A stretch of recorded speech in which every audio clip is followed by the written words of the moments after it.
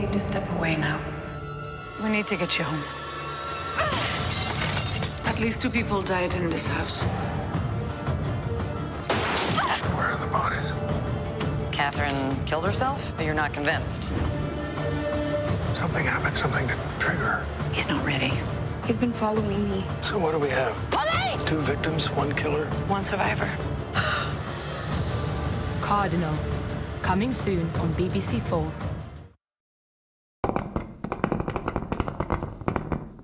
Top of the Pops 1987 featuring Sunita, New Order and Spanier live in the studio at 10 to midnight.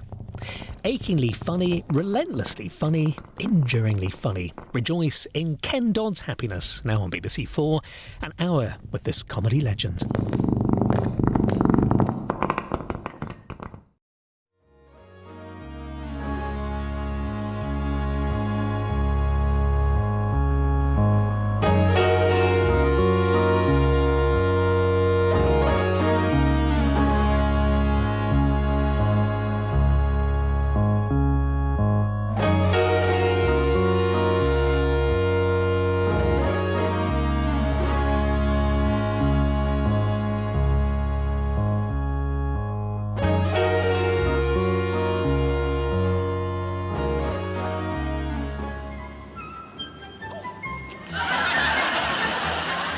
I'm a performer, a turn, an entertainer.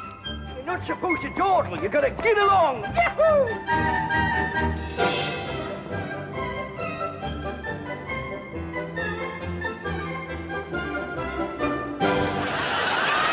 She said, do you know what an erogenous zone is? I said, I know you can't park there after 6 o'clock. She said, have you ever tried an aphrodisiac? I said, I went out with a Norwegian girl once. She said, do you believe in safe sex? I said, I've got a handrail around the bed. I always try to keep 1 foot on the ground. Look. She said, what about your libido? I said, I'm going to swap it for a Sierra. Ladies and gentlemen, please welcome Ken Dodd. How tickled I am to be here with you tonight. Has anybody seen my show before? Would you mind telling me what to do next, please? Yuletide, ladies and gentlemen, is nearly upon us. Only 12 more shoplifting days for Christmas. Another wonderful day in what's been a wonderful week. I'd have you here all night because I'm stage struck. Can you tell? Huh? I'm stage struck. If you don't laugh at the jokes, I'll follow you home and shout into the letterbox. I will smile.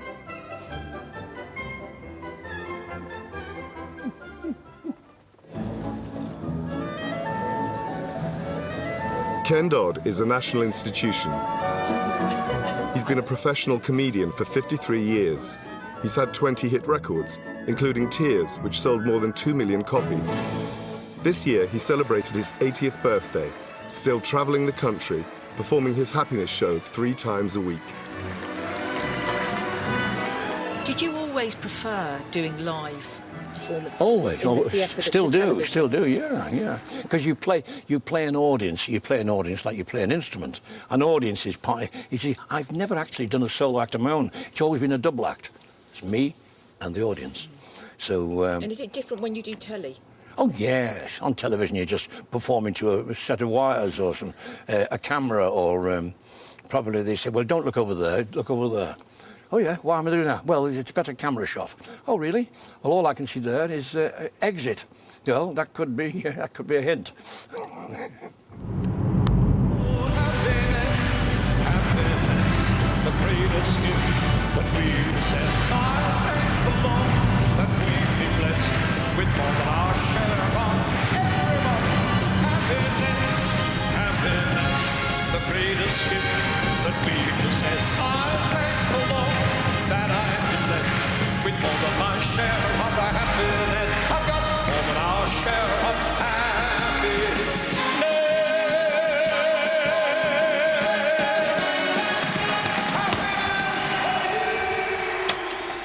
They made us laugh. You can't make anybody laugh. Did you know that? No. The song "Make 'Em Laugh, Make 'Em Be Gone." Really? No, you can whittle it out. It's already there. If it isn't there, you can't put it there. in everybody. And how do you winkle it out? Happiness. Well, that's the comedian's job, isn't it? With one of these.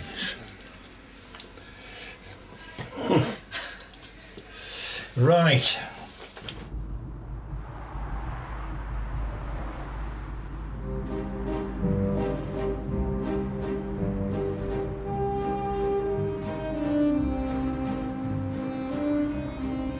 I am a sort of a commercial comedian. I travel the length and breadth of the British Isles, so I've travelled right up. I've been right up to the Shetlands. I've done a few shows there, right down to the Channel Islands, right across to Great Yarmouth, Norfolk, Constantin. My ambition was to play every theatre in Britain. Ahoy there! Ahoy there! This is it, folks.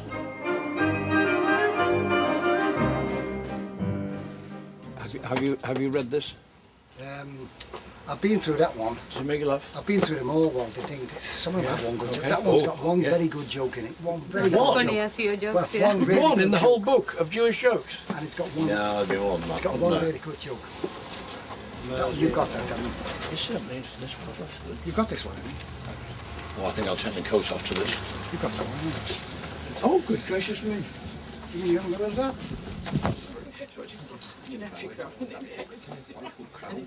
Have you bought many books in here then? Oh, over the years, I think I've thousands, Really? thousands of books. In fact, I've been barred from buying any more, but I still come down just the same. Have a look at this one for you. That's not, I don't think it's got... Sorry? What kind of things do you buy in here then? Oh, books, humour books, books on humour, books about comedians, entertainers, film, Dickens. Yeah, I'm a Dickens maniac. Are you? Yeah. Do you read them a lot? Yes. Has anyone ever written a good book about you? No. Yes, one. I had a long time ago, Michael Billington of the Guardian wrote quite a good one called How Tickle I. But since then, one or two pirates, brigands, have said they do a biography. I said, no. If anybody's going to do a biography, it'd be me. I will write the biography. He said, no. If you won't cooperate, we'll do it without you. Carry on then. And do you think you ever will write your? Of course I will. One of these days, I'll write the. See, I've been around for quite a while, and I've been in show business for over 50 years. So I reckon I've been an entertainer for 50 years. So I think I should write an entertaining book.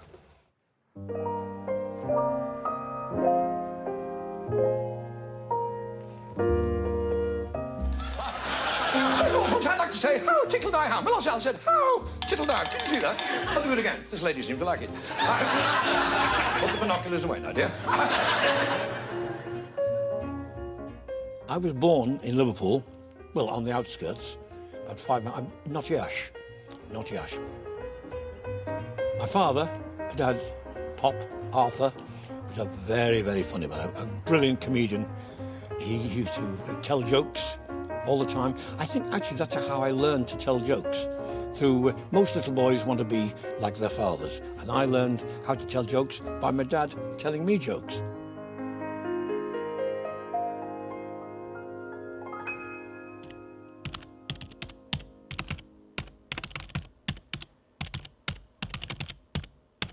So my father jokes, I still do, and he got them from his father. Yeah, so I'm still telling jokes, and they always get big laughs. Yeah, what was the joke I say? What's the joke I did there? How many children have you got? 8? Have you really? What a look! Stand up and take a bow. No, sit down and take a rest. 8 children. And do you live in a shoe? You must know what to do. 8 children. Well, and what a good job you stitched that hole up in his pajamas. Well, you know what they say? A stitch in time, say. I've been telling that joke for 50 years. More than 50 years. And it still gets a good laugh. Tell us about your childhood, Ken, if you will, and about your family background. You see, a comic has two biographies, two life stories. You have the real one, and then you have the one that you get lost with, the ones you tell the audience. So which one I better tell? I better tell you the real one first. I'm the middle one of three.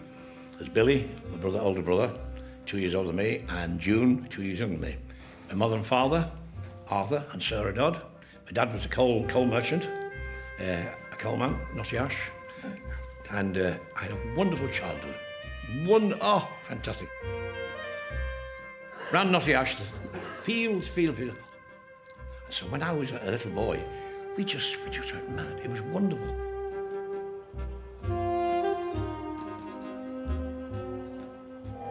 Like the moth, the Diddy firefly makes its home in some article of clothing, where it will pass the winter months, smouldering gently and laying its fried eggs. Sometimes the owner of the clothes is unaware of the firefly's presence until it is too late. Oh, by the blathering bagpipes of Killicranky, I've got fireflies in my kilt. Quick, put me out. Somebody put me out. I'll put yous out, Hamish me bucko. Quick, stand over this soda siphon. Right over, that's it, me boy. Oh, man, that's a grand feeling. Oh, I'm not a bit put out about being put out. Oh.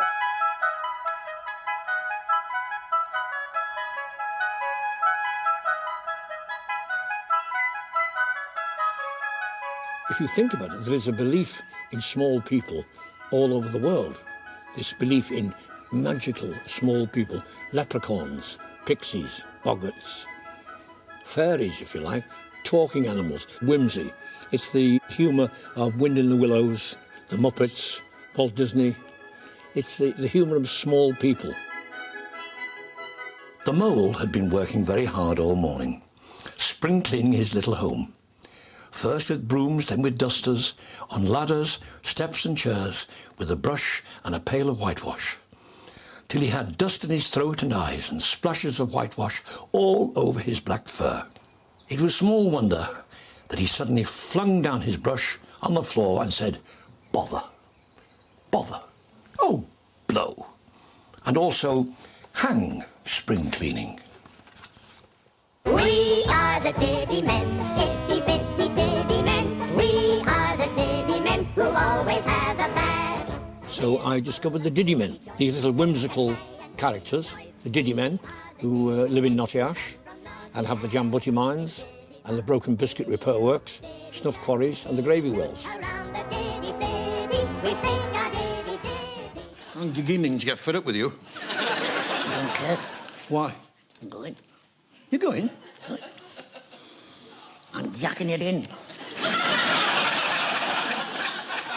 Jacking it in? I'm jacking it in. But if you leave me, I'll be in a hole, I'll be in a mess. Don't care. Remember, Dickie, ambition, the grass is always greener the other side of the street. You know who said that? Tom Jones.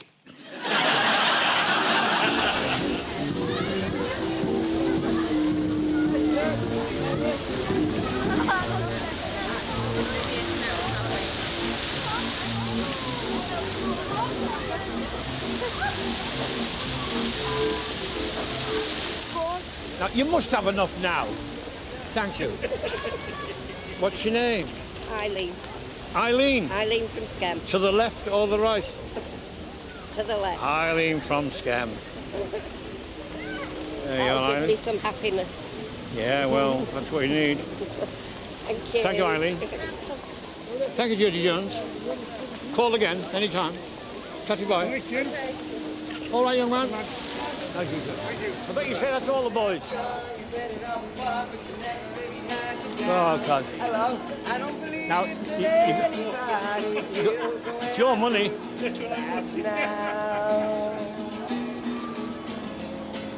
What did it do with it? And all the roads we had to walk. You're good at walking backwards, missus. You could get a job as an ice cream girl. That'll do.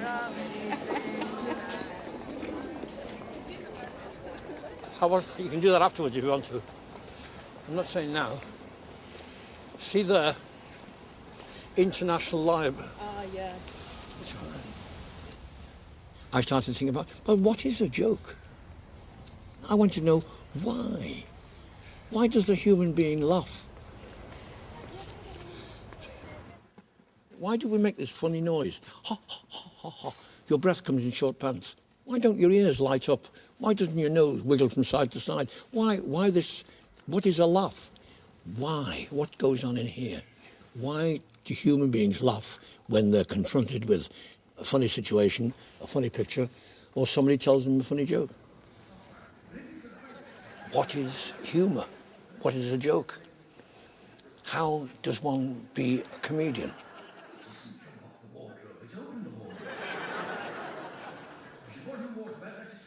I used to come here every day of the week, months on end, and just sit here and read, look in the index and look up the word laughter, look up the word humour, look up the word comedy, comedians, clowns, circus, music hall, variety, theatre. And I used to sit down there and read and read and read and make notes, of course.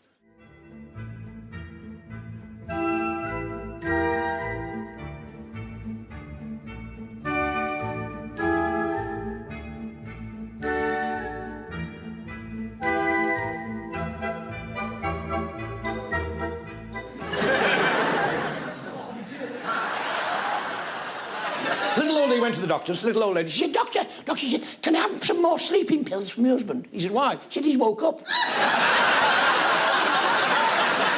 Another little old lady goes to the doctor. She said, Doctor, can I have some of them sleeping tablets to make me sleep? He said, certainly not. He said, I don't believe in any of those tranquilizers. He said, if you can't sleep at night, he said, do it nature's way, organically. Oh, she said, I can't play one. No, he said, no, look. Treat yourself. Before you go up to bed at night, he said, have a little tot of something. Oh, she said, I do that already, Doctor. You do it? Oh, yes, she said. Before I go to bed at night, she said, I always have 8 whiskies, 4 gins, 2 vodkas, a large brandy, a martini, and an egg flip. Doctor said, you can't sleep. No, she said, I'm up all night singing.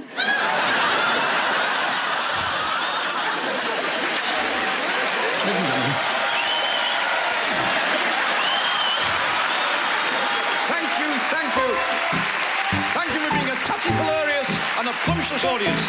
We wish you good health. There is just an endless font of jokes in your head. Yes. Can you ever turn them off? No. Does it ever torment you? Yes. Yes, sometimes. Sometimes you'd like to think very seriously about something, and jokes keep popping into your head. Yeah. So you have to learn to control it. You know? Yeah. It must be quite hard, though. No, that's enough for now, thank you.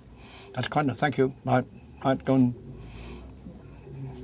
Kenny, go to your room. So... Is that what you have to do? Yes, right. Kenny, go to your room. He goes there, and Kenneth, you can come out now and start thinking about something seriously. There's 2 or 3 people in here, I think. Yeah. 2 or 3 personalities, 2 or 3 characters, 2 or 3 strong personalities who would like to be heard.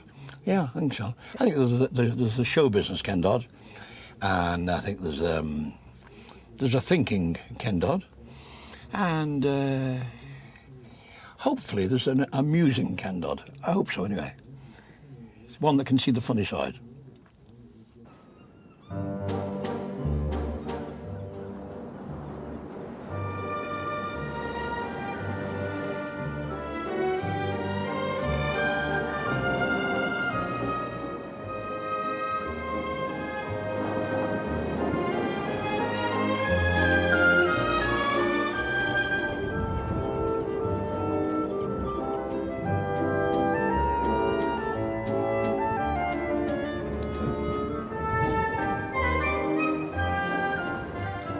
This is the River Mersey. This is the mouth of the River Mersey, and there is my home, the city of Liverpool, city of laughter, city of tears.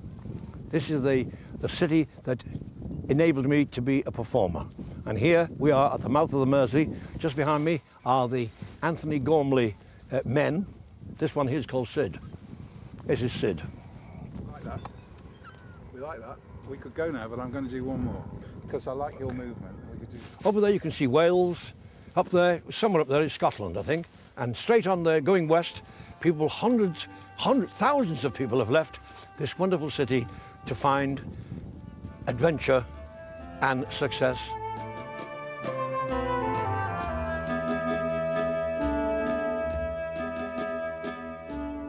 When I was a little boy, I could remember when we had the Dock Road, we had what they call the Dockers Umbrella, which was the overhead railway, and lots of things were moved by huge, great cart horses, pulling great loads of goods into the docks.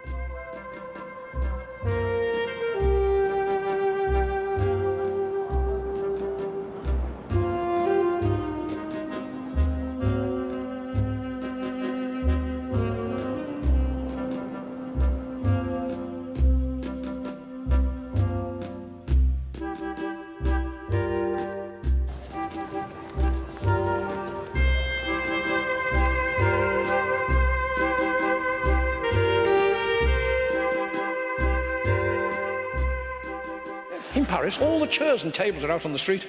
In Liverpool, we call that eviction. But they do take in Liverpool. He's had 4 wooden legs making a coffee table. So.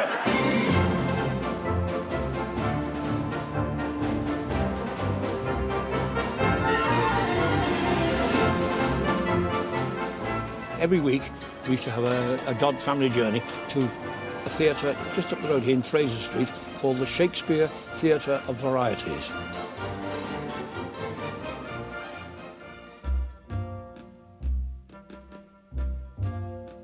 I dare say I was very fortunate because I was taken to the variety theatres by my mother and father, and I saw some of the greats just at probably the back end of their careers. And that's where I fell in love, I think, with music hall, with the theatre.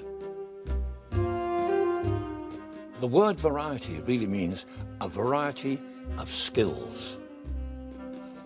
All variety artists, entertainers, jugglers, acrobats, comedians, ventriloquists, they're like little one-man businesses or one-woman businesses. Rudy Cardenas. Of course, no show of this kind is complete without a juggler. This next artist is considered by many the greatest in the world. Rudy Cardenas.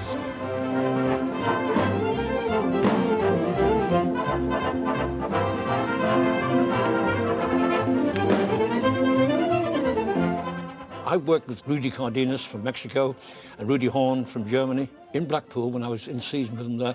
Every day they'd rehearse from 9 in the morning till 5 at night, go home, have the tea, come back and do 2 shows.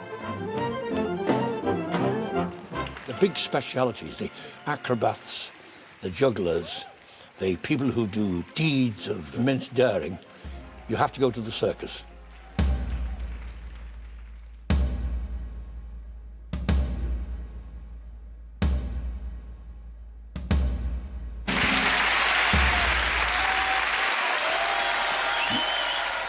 Can you ever imagine ever doing anything different? I think I like to be in charge. You may have noticed that. You are a total control freak, Ken, I have to say. No, never. Oh, no, you so are. Oh, how dare you. I mean, I'm bad, but you are worse than me. Just that women won't do as they're told, that's all. No, but it couldn't be any other way as a comedian with the career that you've had. Actually, you couldn't do that. It could, but it wouldn't be as much fun.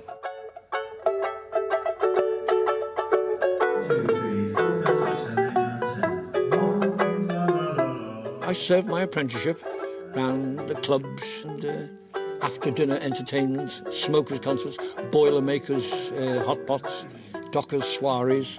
Anywhere where there was an audience, I would go along and I would do either my ventriloquist act or my comedian's act. Was ist das, Chips? Und was? The worst chips. Where is the meat pie? The cat set it. The tomcat! I will have it exterminated. I will rid the world of tomcats. Under the new regime, the master race will not have tomcats. Where is the Reich pudding? The Reich pudding. The cat ate that too. No Reich pudding. No Reich pudding on Wednesday. No Reich pudding on Thursday. This is the third Reich pudding what is verboten this week. I have stated in mein book, mein Bumpf. You have read mein Bumpf? Yeah, from cover to cover. Under the new regime. Young lady, young man, hello dear. Good Same dentist. Hello. Younger? Now, he looks comedian to begin with. Thank you. You don't look anywhere near funny enough. You don't look funny. Are you funny? Do you feel funny? Oh, good. I bet. I feel funny all bloody time. Funny, weird. Well, it's very kind of you to come on. You're not all from the same place, of course, you're all... No. But you all... you want to be comedians? Yes, be all right. Yes. Why? Why do you want to be a comedian? Be like you. No. Always a bloody smoothie, you know. You mean you want to be famous and make a lot of money? Yeah, be all right. Yeah, well... Beats it now. It's a good motivator, believe me. What do you want to be a comedian for? I just think doing a gig ages ago and just seeing somebody like really, really belly laugh, and I just think the feeling that you get from that is you don't get that very often, do you? So I think that's my motivation anyway. Good for you. Yeah. When I go on stage, you get a massive rush of adrenaline and that, but when I come off, I always feel dead low and disappointed that it's over. Just wondered if you feel the same, and if you do, how do you handle it? It's something you'll never lose, because you always think you can do better. You always think you could have done better. Remember you used to get your school report, and you'd say, you know, good at gymnastics, fair at English, mathematics, could do better.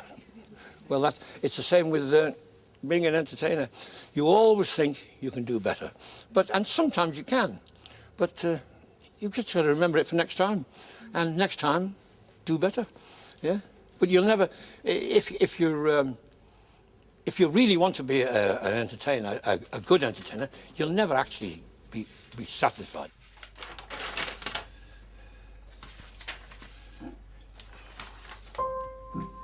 I learned the trade. I practiced on audiences.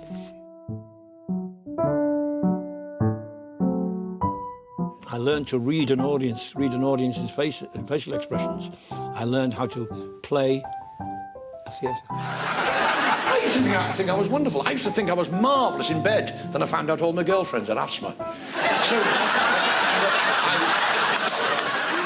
I have thought of going into politics. Oh, yes, I have. As a matter of fact, to be honest, the job I fancy is Chancellor of the Exchequer. At least I'd be reunited with my money.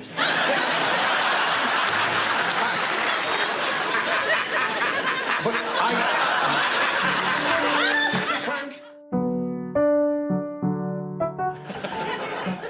So, do you still get nervous before you go on? The thing that goes through your mind before you go on is, you know, you say, will I be okay tonight? Will I be able to do a good show? Will I remember the gags? Will I remember the jokes? Will I remember what I'm supposed to be doing? The thing to remember, if you are an entertainer and you're worried about going on, is, you know, they really want you to be good. They want to laugh. So really, you shouldn't be nervous, but you are. There's only one cure for stage fright. Keep doing it. Keep doing it. Listen to what the muse inside you told you. It told you one day, he said, you can do it, you can do it, you can do it. So go on and do it. So yeah, of course you get nervous. You do the rituals, but you think to yourself, yeah, go on, have a go.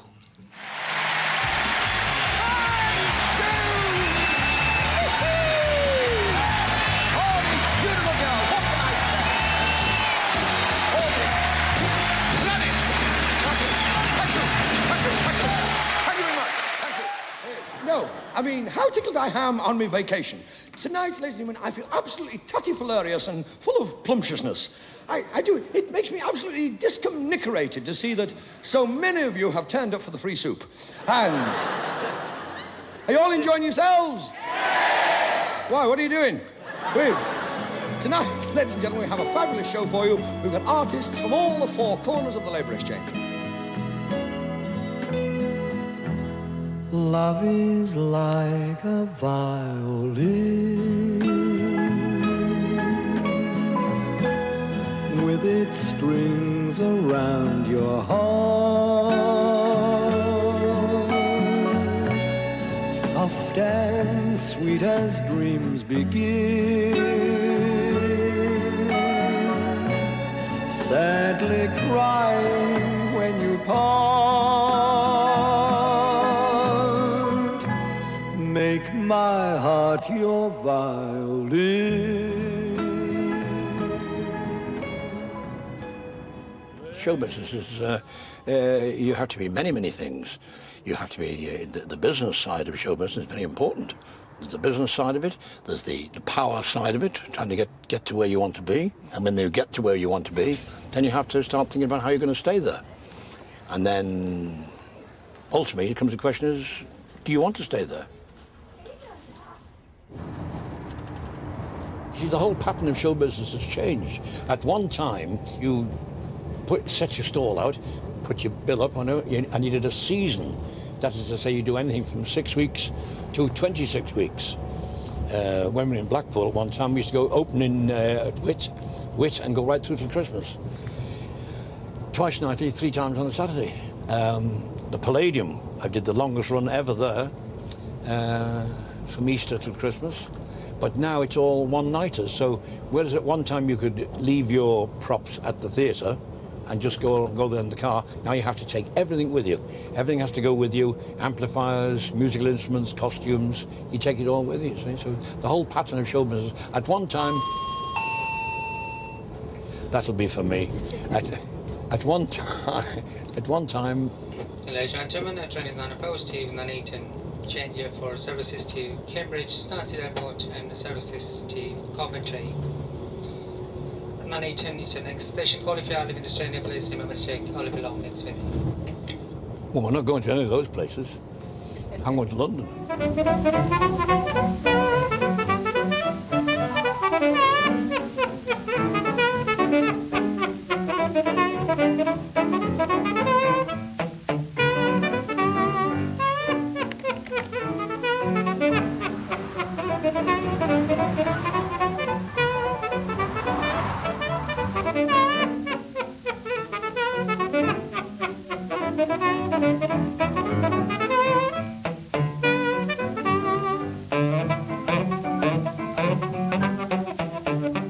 Depicted backstage with his trademark pink tickling stick, the painting reveals the vulnerability of the comic.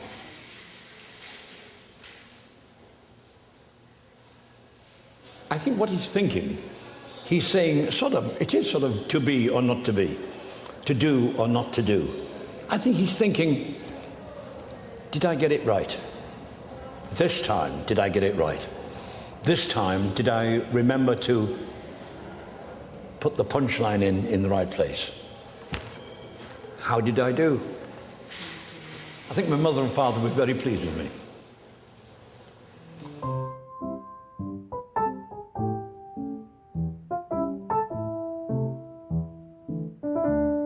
But the streets of London, to be beheld at the very height of their glory, should be seen on a dark, dull, murky winter's night, when there is just enough damp gently stealing down to make the pavement greasy, without cleansing it of any of its impurities, and when the heavy, lazy mist which hangs over every object makes the gas lamps look brighter, and the brilliantly lighted shops more splendid, from the contrast they present to the darkness around.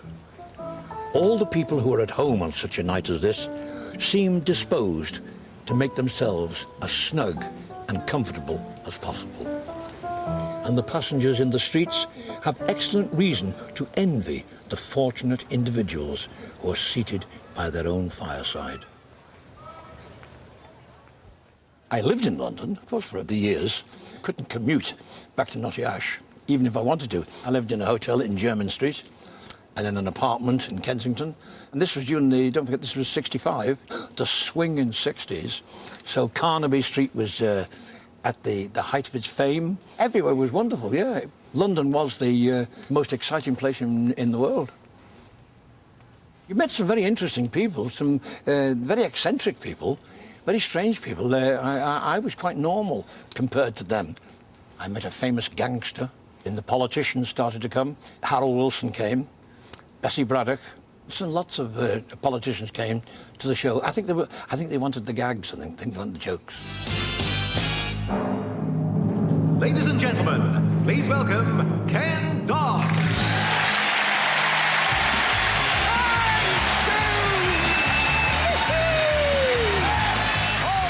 By Jove, how tickled I am. By Jove, how tickled we were. How tickled we are. By Jove, missus.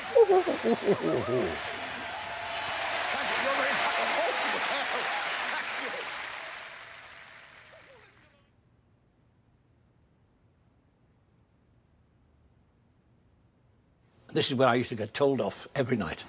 Every night. Mr. Dodd, you're 30 seconds over. Mr. Dodd, you're a minute over. And if you did it too many times, you get a letter from the head office. And I think this is how I became a stickler for time, you know, a stickler for punctuality. I owe it all to this stage manager's desk. But now that you can go on for as long as you want to, is that why It's a different world. Because you can? Today's a different world entirely. Today is a different world entirely because today there's one huge difference. Today, I work for myself. So I'm the boss. And I say to myself, Mr. Dodd, you're 30 seconds over. So, every performer, his dream is to play here at the Palladium. And I had that honour several times. But the 65 one was the big one because I'd never played in London before. So this was a big challenge for me. John Osborne brought the entire cast of a farce called Meals on Wheels. He wanted to show them what it was like for a comic, how a comic timed his laughs, how a comic, what the rhythm that a comic used for gags. And he was very nice, came round afterwards and invited me to tea. So I went to his house and had tea with John Osborne. Yeah, very nice. Yeah, I was quite well known, you know. Did you miss Notty Ash? Not really, it was too exciting here. I was having a whale of a time here, yes, having a wonderful time. And besides, they all came from Notty Ash to see the show. They came, I remember being here, as I said, we opened at Easter on Good Friday, and we were here in May, and they had the cup final. They had the cup final, and it went into extra time. And we were all, the show had just come down on a Saturday afternoon, so we all looked at the television set and went into extra time, and Liverpool won the cup final. So for the very first time Liverpool had ever won the cup final, that was the year they won it in '65.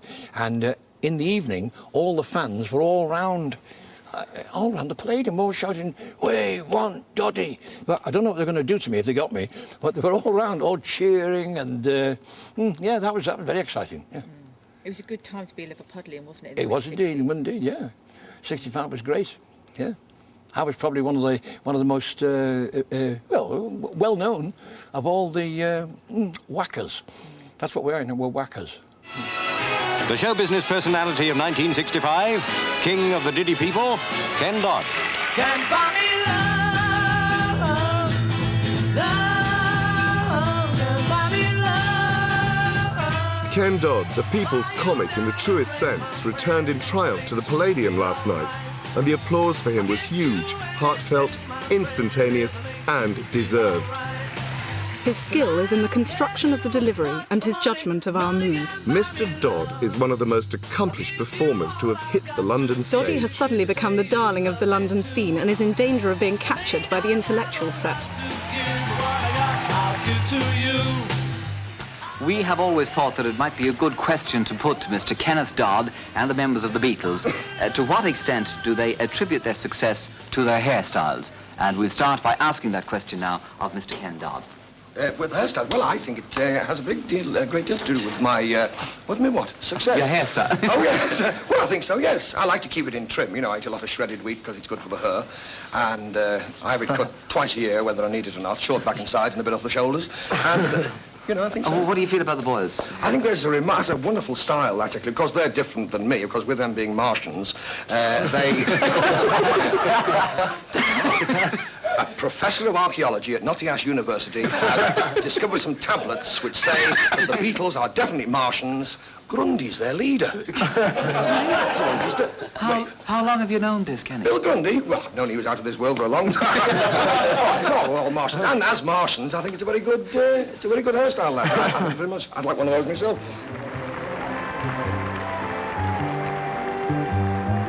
Tears for souvenirs are all you have.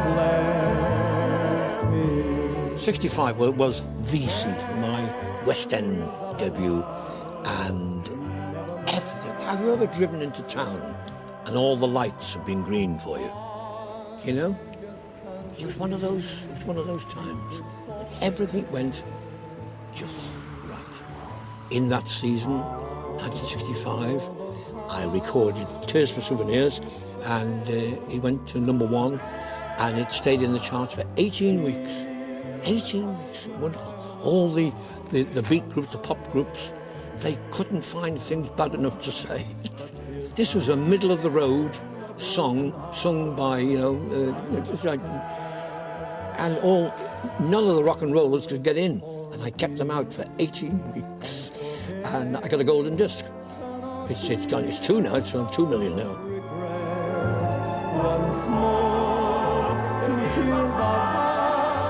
What do you think of Mr. Ken Dodd? That's great. He's marvellous. He's a good one. It's lovely hair. He's lovely hair. Lovely. Hair is lovely. Yeah. We call it her in Liverpool, you see. We always say the Judy with the fur her. We have a fellow went into one of those shops once in Liverpool where they sell those, minks and things, and he says to the girl, he said, give us one of those hairy coats. She said, I beg your pardon, sir, what fur? He said, for the Judy, who do you think? No, wouldn't you like to, you do comedy as well, don't you? I've seen, John, you do some... I just say lines. Yes, you say some very good lines. Oh, thank you. The one about the jewel, rattling the jewels, that was very good, right? Yes, that was it. Have you in time, work gags into your act? And... I don't know, it's hard. Most of our gags are either made up and so they either die, or we keep them if they go down. Sort of that jewel thing we thought of the night before, So you'd like to do a bit more comedy? Yeah, but it's so hard, isn't it? Well, I don't know. I imagine it's easier for 4 fellas than for one. It'll be easier when we get him in the group, though. Oh, we'll leave him all up to him.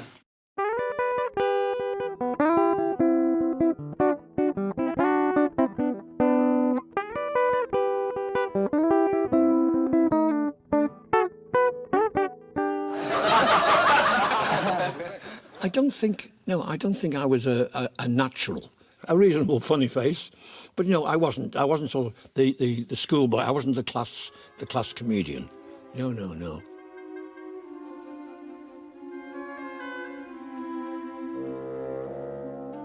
What I was completely stage struck.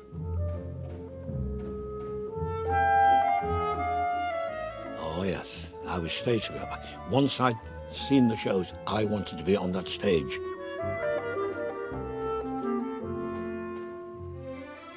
And it really didn't matter what it was, whether I was a comedian, ventriloquist, juggler. So, yes, I think I was stage struck.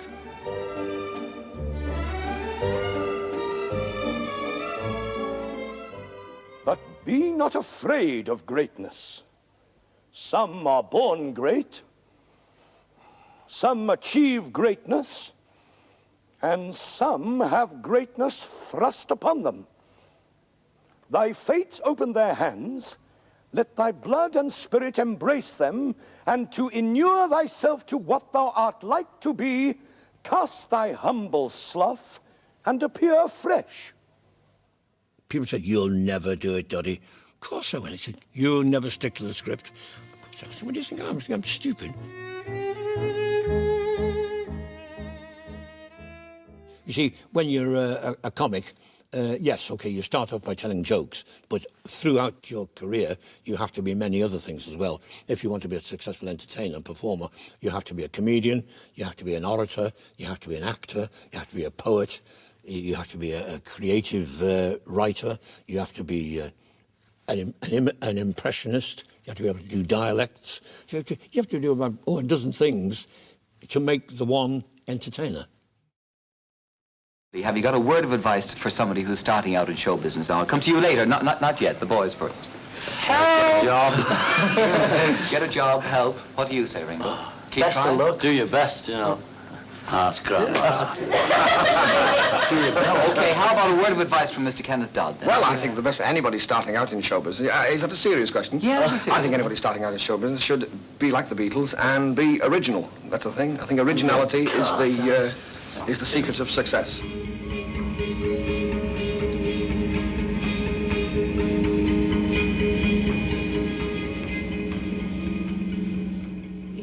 like, where do you go after you've done a season like you did at the Palladium, in a sense, in terms of, you know? Oh, I think you go up after that. You go to Blackpool. You play the Blackpool Opera House then, which is even bigger than this. This is big. This is very, very big. I think the Liverpool Empire is just as big, or even might probably a little bit bigger. I think this is 2003, 2005. 2005. Well, the Liverpool Empire is or was 2,750. And the Blackpool Opera House is 3,000. It's either 3,005 or 3,250. So they're very big theatres, but beautifully built so that the acoustics and the sight lines absolutely brilliant. Yeah. Oh, I do like to be beside the seaside. Oh, I do like to be beside the sea. First of all, ladies and gentlemen.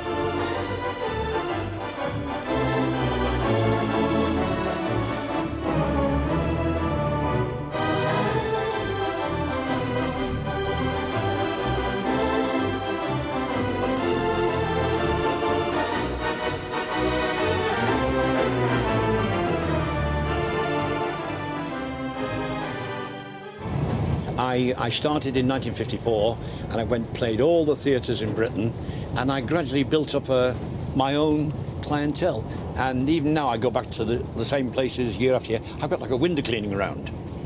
I have like a window cleaning round, and I just go along to wherever it is, north, south, east, west, and the people who I've entertained before come back to see me. So I'm very, very fortunate in that. So I don't have to rely on television or radio. I think in the early days, for about the first 20 or 30 years, I used to notch up about, 300, 350 shows a year. Every day, in fact, every day, and sometimes twice daily, sometimes 3 times.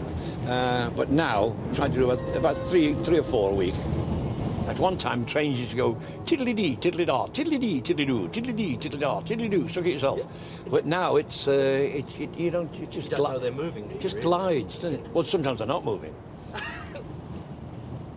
Give me none in. And you're Mr. Virgin, are you? I am indeed. Well, can I ask? It's not a complaint. It's just a suggestion. Why can't we have some decent food? Why can't you have bacon butties? And yes, why can't we have some roast beef sandwiches? Why can't we have stuff like that, stuff that we know and recognise, instead of some things, right? Things in wraps that smell quite. Well, I'll get a morning train and you'll get your bacon butties. Will you? Yeah. Oh. Yeah. So if you want your bacon butty, you have to get the morning train. It's morning train. It's breakfast, really. Yeah. Well, no, that's it. We do have that's it, because 2 o'clock in the afternoon. I mean, curry and crisps. Not really your thing. Not very sustaining. No. And you pay for it later on when you're doing your show. Tears for souvenir. Happiness. Oh. How's business?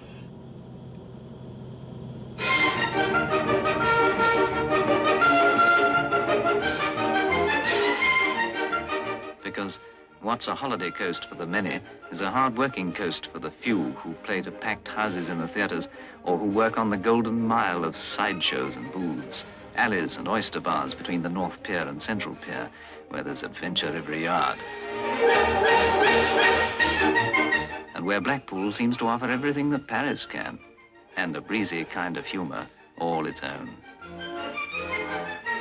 Everyone's enjoying themselves here at Blackpool, down on the beach.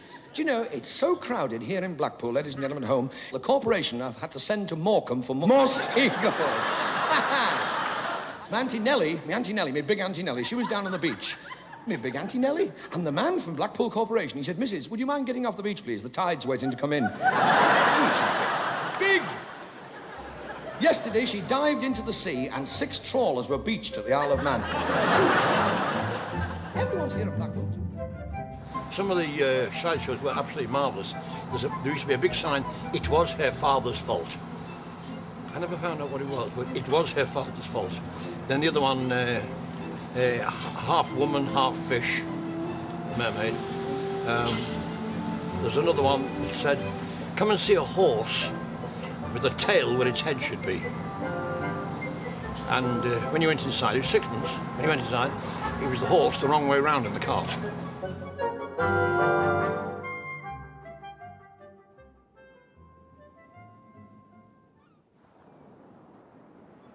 I've been coming here now for years.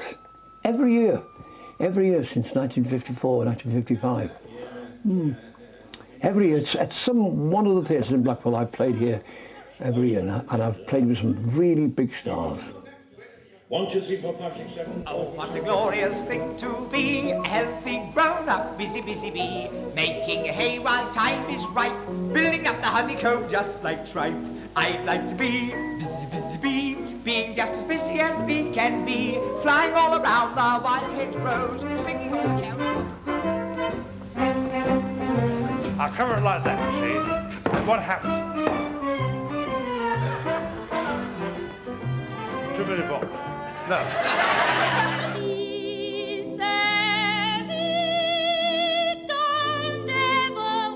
I played the Opera House one year, and on the Sunday concert, Gracie Fields was on.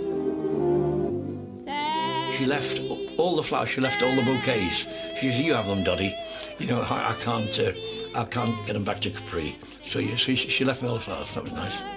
It is the privilege of the whoever occupies the #1 dressing room, whoever is the star of the #1. It is your privilege to play host to another star who's coming in on the Sunday. So it's good manners, and they do. They're very, very kind. They're very kind. They move their stuff to one side, usually put clean linen over them, so you don't touch them, and then they'll leave you a nice note, perhaps a bottle of champagne or a tin of lager, according to how big a star they are. And in most of it, you still, even today though, you still have to bring your own soup. Sleigh bells ring, are you listening? Down the lane, snow is glistening, a beautiful sight. What happy night. Yes, I've got better ones than that, but not so clean. But the other one I like is about the two little insects, the two little fleas. One of the old pros, as he's called, one of the old troopers, showed me how to make up, and he told me to always put a little blob of red in the corner of your eye, a little blob of red. That makes your eyes sparkle, makes your eyes go on. And you give people the idea that here on the stage is a jester, a Merry Andrew, by Jove, Mrs. Ha, and that's what they want to see. They want to see life. They want to see energy. When you go to see a live show is the best show you can possibly go to. Because when you go to a live show, you don't just watch it, you're in it. You take part in it, you are part of the show. And how are you part of the show? What does that mean? Because you interact with the entertainers on the stage. There are two ways of telling a joke, or two ways of entertaining an audience. You can either do a show at them, or with them, and with them is the best way. That's what I try to do a show with the audience, not a lot of audience participation. I don't mean community singing, although we do a bit of that as well. But you know, make them feel that this show is just for you. I'm living in a car. And so I've got to try and plan what sort of a show I'm going to do tonight, which, how do you remember it? Well, you remember by key words. In these routines, there's a key word which tells me, you know, I'll do the motor car routine. I'll do the honeymoon couple routine. I'll do the illuminations routine. You've got to have good jokes, new jokes. Not necessarily brand new jokes, because there's no such thing as an old joke. Only jokes that people have heard before. In fact, the oldest joke in the world, I'll probably be telling it tonight in different ways. The oldest joke in the world is the joke where the people in one village think that the people in the next village are balmy.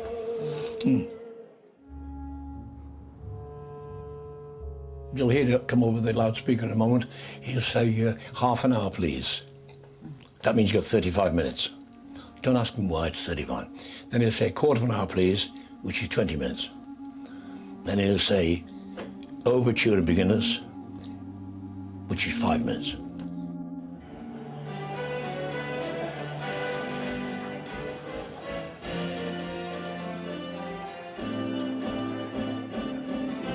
Ladies and gentlemen, please welcome Mr. Ken Dodd.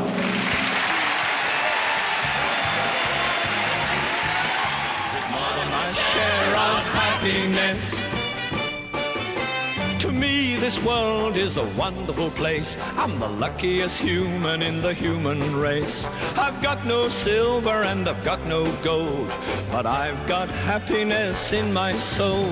Happiness to me is an ocean tide, a sunset fading on a mountainside, a big old heaven full of stars above, when I'm in the arms of the one I love. Oh, happiness, happiness, the greatest gift that I possess. I thank the Lord that I've been blessed with more than my share of happiness. I got more than my share of happiness.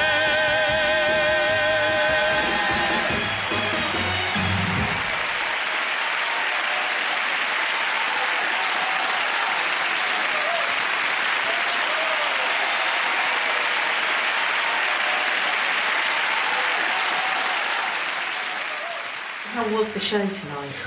Well, it was a good show tonight, yeah. Yeah, I thought we worked well together. The audience and me, they were very responsive. And it's now, let's see, what time is it? Yeah, it's 1 o'clock in the morning. So I feel pleasantly shattered, you know. Tired, but yeah, it was a good show. Tried a few new gags out. They went quite well. Tried about half a dozen, and 4 of them went quite well. 2 of them hit the deck, but that's all right. They won't be here next week. So yeah, it was a good show. Yeah.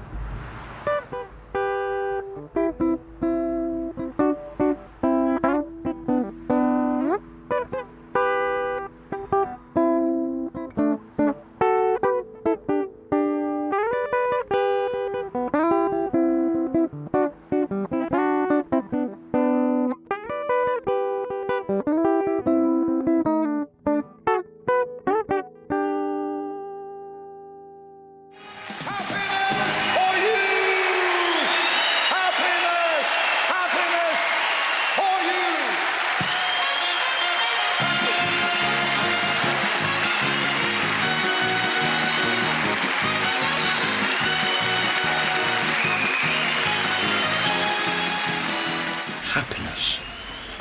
Well, that's the comedian's job, isn't it? With one of these.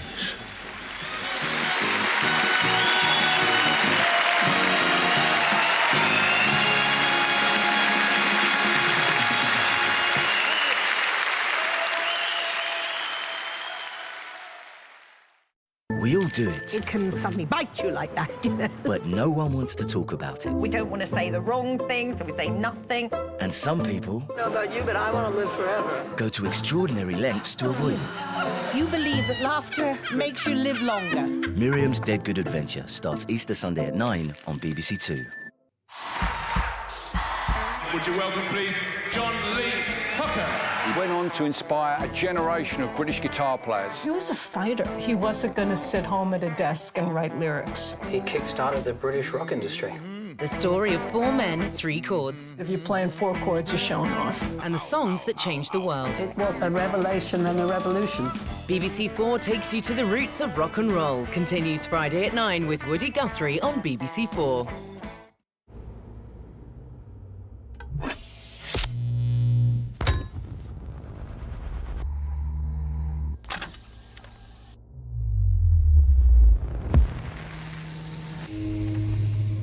Late night doubling up for Top of the Pops 1987, now on BBC4. Def Leppard and Rick Astley, the top turns in half an hour.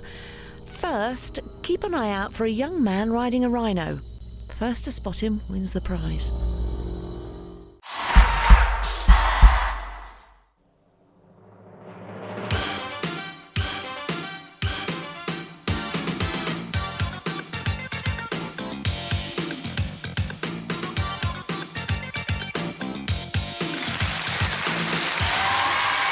and welcome to Top of the Pops. Something of a girls' night out on the show tonight because we've got Sunita, we've got Samantha, and we've also got Spaniard. But first we start with a song at number 7 in the charts, not only singing live but also playing live. Here's New Order, True Faith.